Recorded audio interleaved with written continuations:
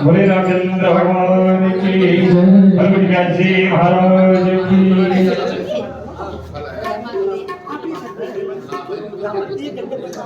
नहीं मैंने तो नहीं किया, वही सर्वे ये वाला जो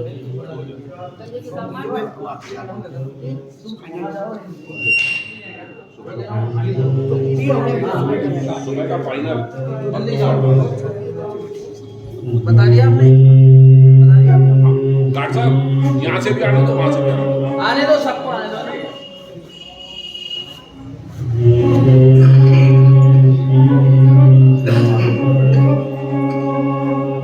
मैडम थोड़ा आगे बैठोगे ना, पैर आराम से, थोड़ा सा आगे, पैर नीचे, ये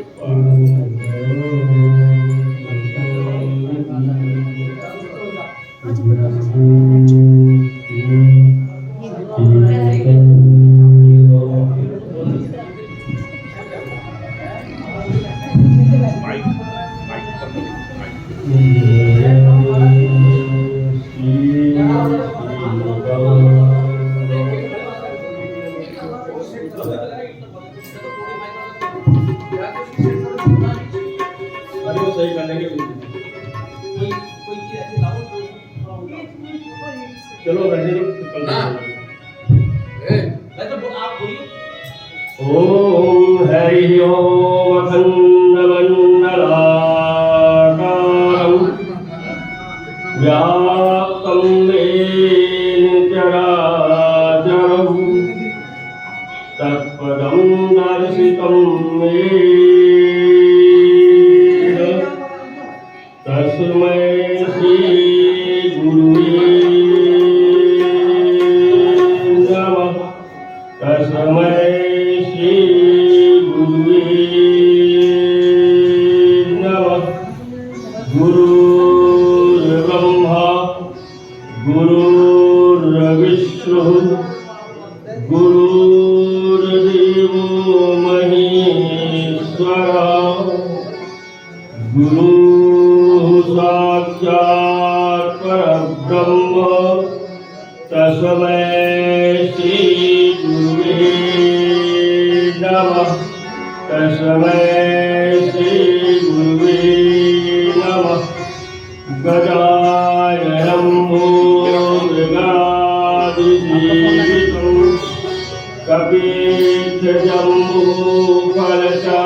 कपीशजम्बूफलचारुभाक्षम् उमासुतं शोकविनाशकारकं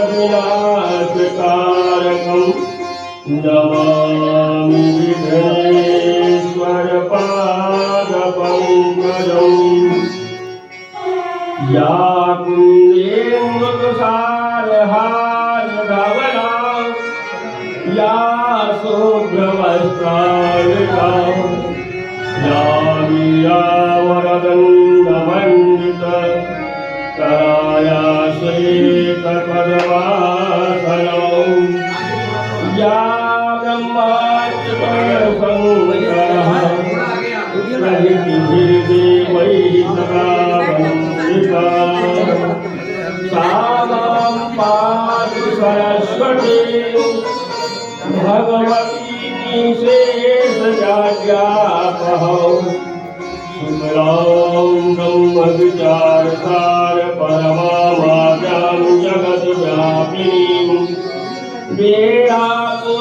वेदापुस्तकधारिणीं भजान्याधकारापहं हस्ते स्फाटिकमालिकां विधस्तीं पद्मासने संस्थितां वन्दे तां परमेश्वरीं भगवतीं बुद्धिप्रदावसारदां या श्री स्वयं सुकृतिनां भवनेश्वरलक्ष्मी पापात्मनामतिथियाम हृदयेषु बुद्धि श्रद्धा सतामकुलजन प्रभवत्सलज्जा तां त्वां नताहयस्म परिपालय देवेश्वं इति प्रपन्नाति हरे प्रसीद प्रसीद मातर् जगतोऽखिलस्य प्रसीद विश्वेश्वरि पाहि विश्वं त्वमेश्वरि देवि चराचरस्य त्वमेश्वरि देवि चराचरस्य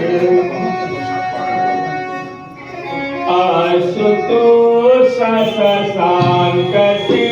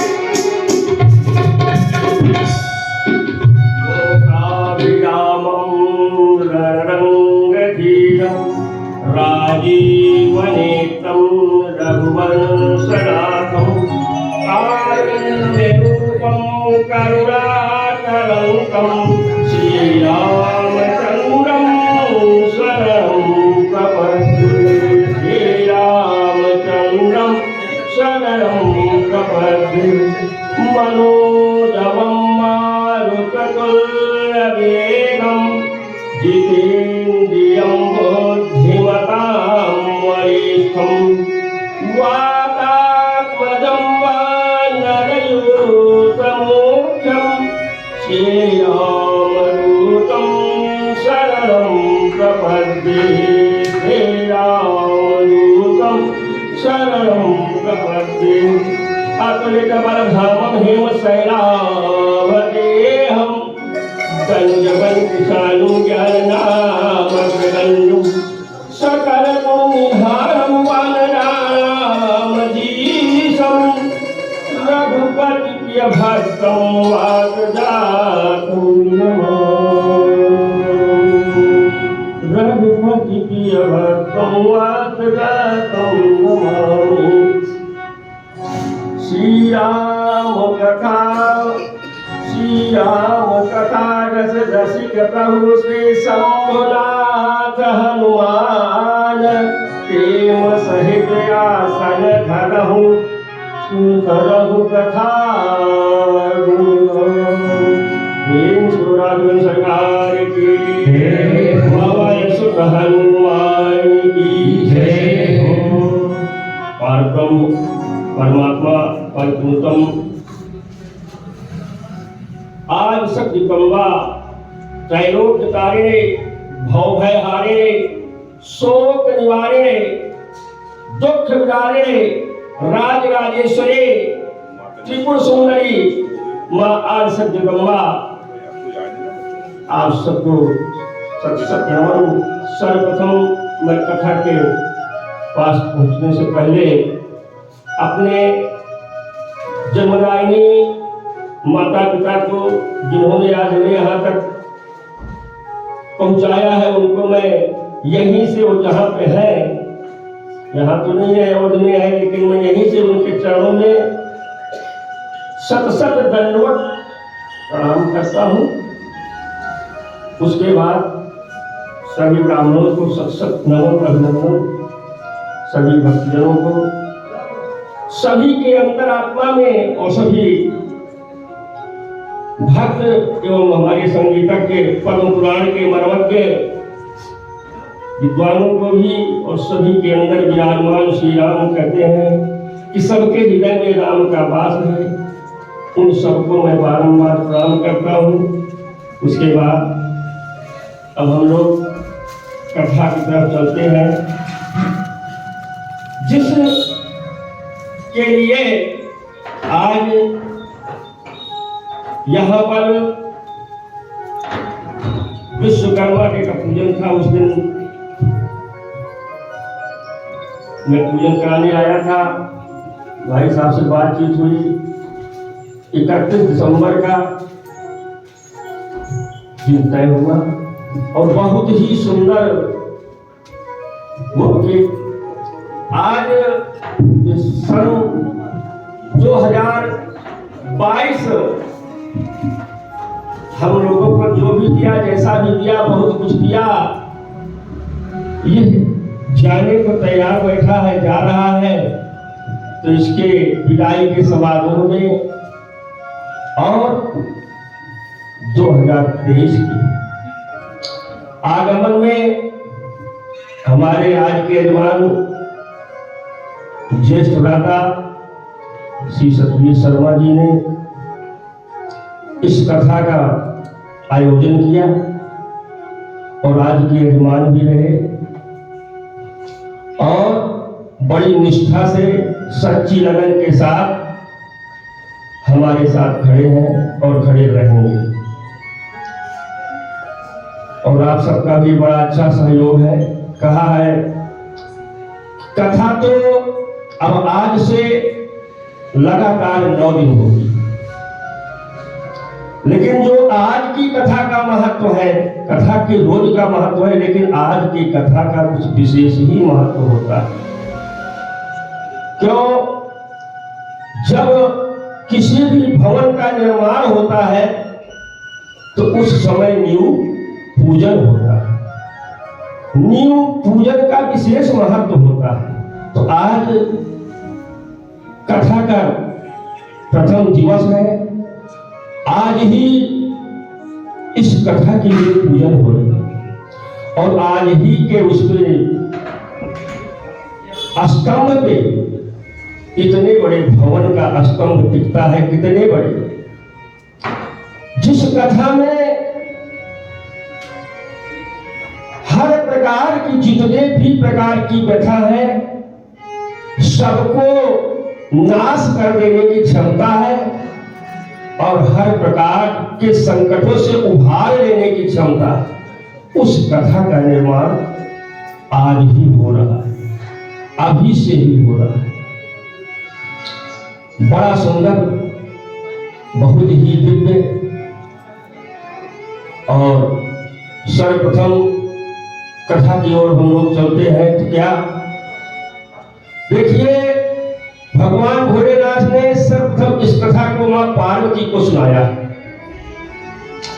भोलेनाथ जी से काकभुजुंड को मिला, काकभुजुंड ने गरुड़ जी को सुनाया। उसके बाद याज्ञवल्क्य जी ने वशिष्ठ को सुनाया। और यहां के बाद यह गुरुओं की परंपरा में कथा जुड़ गई। इतने व्यास के बाद यह कथा गुरुओं के परंपरा में आ गई। नरहरियानंद जी ने बाबा गोस्वामी पूज्यपाद तुलसीदास जी के गुरु हुए, जिन्होंने गोस्वामी तुलसीदास जी को एक कथा सुनाई।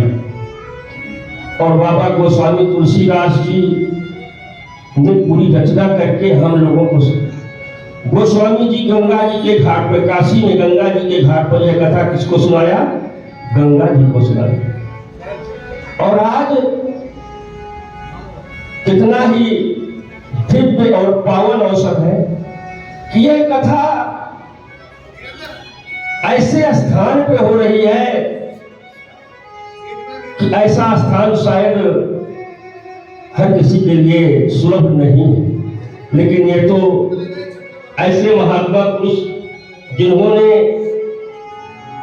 निर्माण किया और ऐसे संस्कारिक संतान को जन्म दिया कि आज हमें कथा स्थल पे स्थान मिला है। मैं उनको सत नमन करता हूँ, बारंबार प्रणाम करता हूँ। विद्या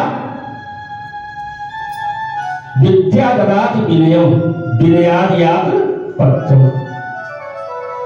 विद्या किसको दिया जाता है? जो विद्या के पास है। विद्यालय है, कोई भी गुरु हो, कोई भी व्यास हो, कोई भी डॉक्टर हो, कोई भी महात्मा हो, जो भी निकलते हैं कहां से? विद्यालय से। जैसे प्रथम गुरु माता पिता होते हैं, वैसे ही विद्यालय बालकों के लिए गुरु का स्थान है। आज तो समय की विडंबना है कि सर कह के बुलाने लगे, मैडम करके बुलाने लगे। नहीं तो हम लोगों के बचपन में क्या होता था कि जो हमें गुरुजी पढ़ाते थे उनको हम लोग गुरुजी बोलते थे। और वो किसी भी जात के हो, उनके हम लोग पैर छूते थे, गुरु मान करके। आज तो क्या कहते हैं, गुरुजी गुड मॉर्निंग, गुड आफ्टरनून, लेकिन पहले ये नहीं था। और मंदिर में यज्ञ अनुष्ठान तो बहुत होते हैं, लेकिन कभी काल होते हैं। और विद्यालय में तो नित्य प्रति अनुष्ठान चलते रहते हैं। सरस्वती माता का गुणगान होता ही रहता है, कभी रुकता नहीं। महाकवि कालिदास की कथा सभी जानते हैं कि जैसे आज महाकाव्य लिखा गया, वैसे उनको पहले क्या कहा जाता था? महामूर्ख। महाकवि कालिदास को महामूर्ख कहा जाता था। विद्वत्मा ने सभी विद्वानों को चुनौती दे दिया कि जो मुझे विद्वता में पीछे कर देगा, मैं उसी से विवाह करूंगा। सभी विद्वानों से शास्त्रार्थ हुआ अंततः विद्वान कोई भी विद्वोत्मा को हरा न सके। लेकिन जब कोई न हरा सके तो विद्वानों ने सोचा कि इसको अपनी विद्या पे बहुत ही घमंड है, इसका ऐसे किसी मूर्ख के साथ विवाह करवा दिया जाए कि जीवन भर अपनी विद्वता पर रोए। अब मूर्ख को जब ढूंढने लगे तो मूर्ख कहां मिले। महाकवि कालिदास जी एक पेड़ पर चढ़ करके जिस डाल को काट रहे हैं उसी डाल पर बैठे। विद्वानों ने देखा, बोला इससे बड़ा मूर्ख और कौन मिलेगा। ले गए, आप बोले नीचे आओ। नीचे आए, बोले बेटा ऐसा है कि हम लोग आए हैं तुम्हारा विवाह करने के लिए। तो विवाह एक ऐसा है कि जिस जो भी सुनता है विवाह के नाम पे बड़ा प्रसन्न होता है, और होना भी चाहिए। क्यों नहीं होना चाहिए? क्योंकि धर्म की बढ़ोतरी ही धर्म पत्नी से होती है। अगर धर्म पत्नी नहीं है तो पुरुष अपने माया जाल में इतना फंस जाता है कि वो धर्म कार्य नहीं कर पाता है। धर्मपुत्र, धर्मपुत्री, धर्म भाई, धर्म बहन, धर्म की सभी रिश्ते माने गए, लेकिन इतना कोई धर्म का रिश्ता सगा तक नहीं हुआ है जितना कि धर्म पत्नी का रिश्ता सगा हुआ है। वो किस लिए कहा सगा हुआ? क्योंकि धर्म पत्नी वही है जो पति को धर्म से जोड़े। और रिश्ते कैसे हैं? अगर हमने धर्म का पुत्र बनाया तो पुत्र व्यवहार करेगा, भाई बनाया हो तो भाई जैसा व्यवहार करेगा। लेकिन धर्म पत्नी अपने पति को सदैव धर्म से जोड़ती है, और वही है धर्म पत्नी जो धर्म से जोड़े। तो विद्वोत्मा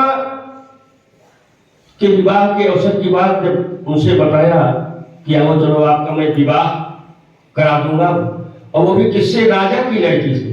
बड़ा प्रसन्न हुई।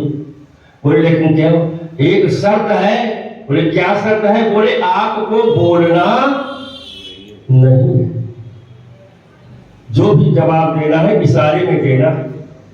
बोले ठीक, बिल्कुल नहीं बोलूंगा, हमें क्या जरूरत पड़ी बोलने। जब बिना बोले ही मेरा काम हो जाए तो बोलने की किसने कहा है? सुंदर वस्त्र आपको पहनाए और पहना करके तिलक लगा करके हाथ में माला दे दिया और बोले इसको जपना चालू कर दो। हाथ में माला लेके कालिदास जी जपने लगे, और वो कालिदास आगे, सभी जो विद्वान थे उनके पीछे सुंदर दिव्य माहौल बनाए, और आगे आगे उनको लेके चले।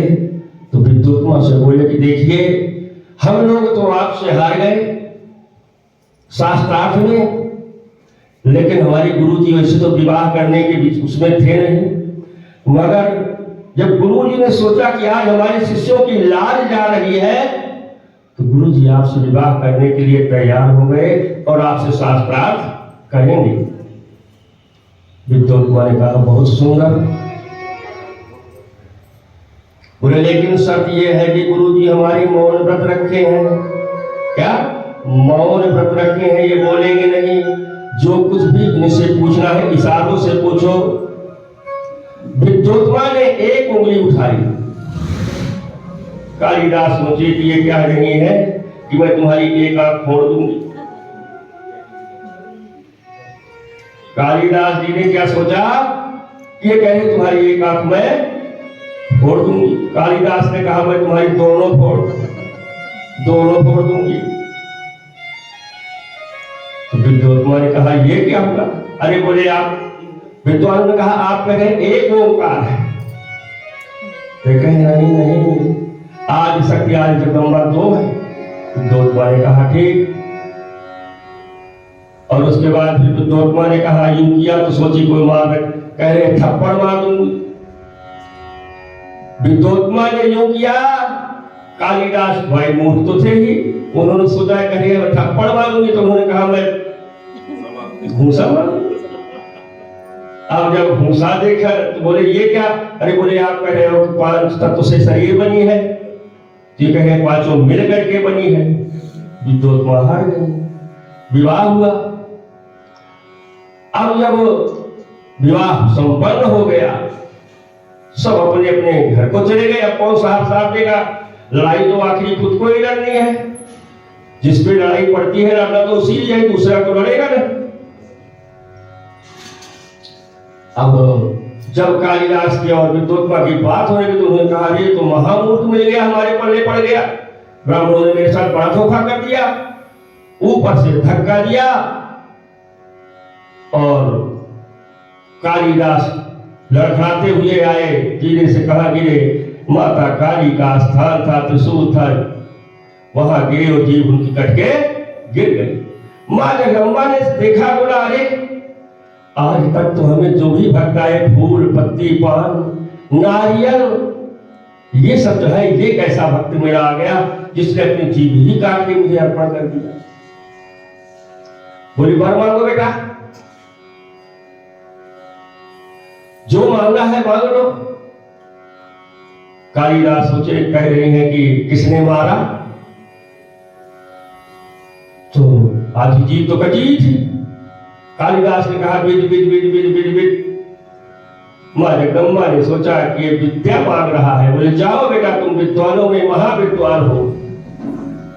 अब तो कालिदास महाकवि कालिदास हो गए, विद्वोत्मा का उनका शास्त्रार्थ हुआ। उसके बाद फिर कहा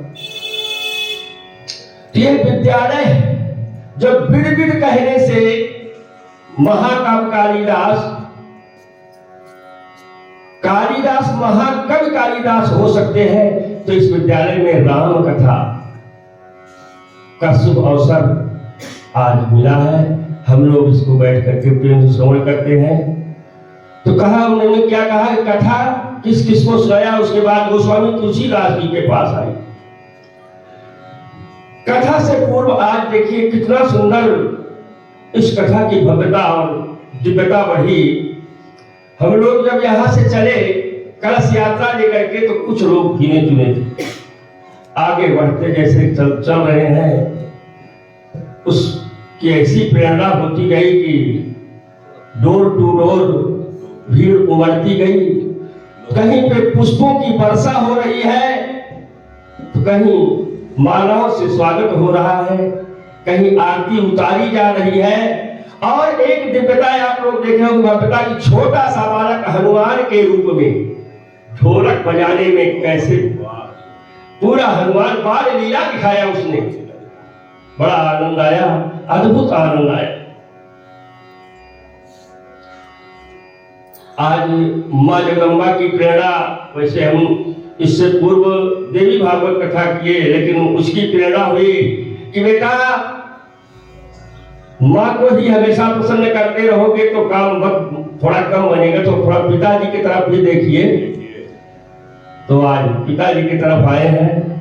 और कथा कौन कर सकता है? कोई नहीं कर सकता, सिर्फ जिसको वो कराए वही कथा कर सकता है।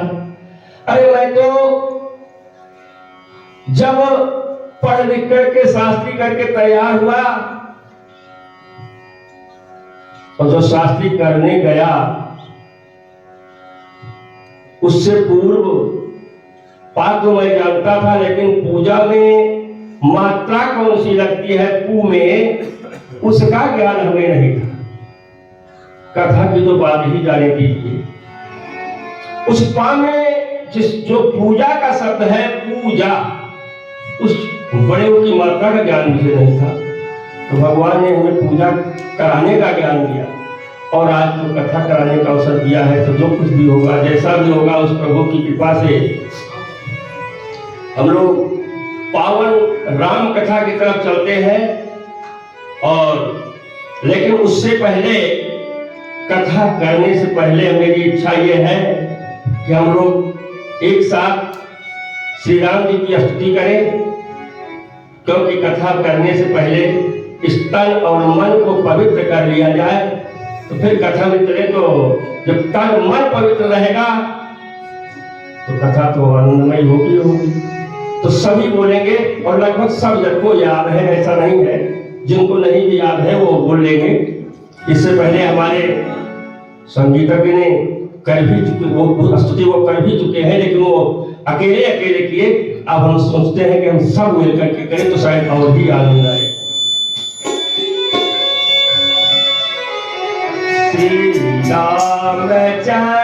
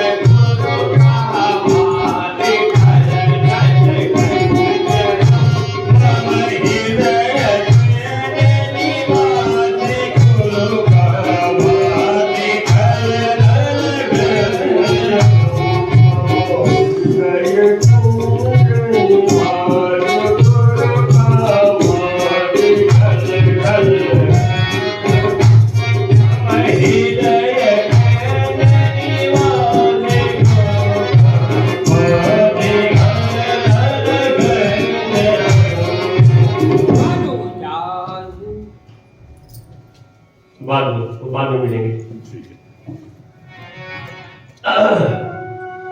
देखिए, मम हृदय कंज निवास काम आदि खल दल गंधनम दुष्कर्म कीजिए। अब मेरा तन तो पवित्र हो गया, लेकिन हम लोग जब पूजन कराते हैं अष्टों प्रक्षालन सब तो हो गया। अब आचमन थोड़ा बाकी रह गया है।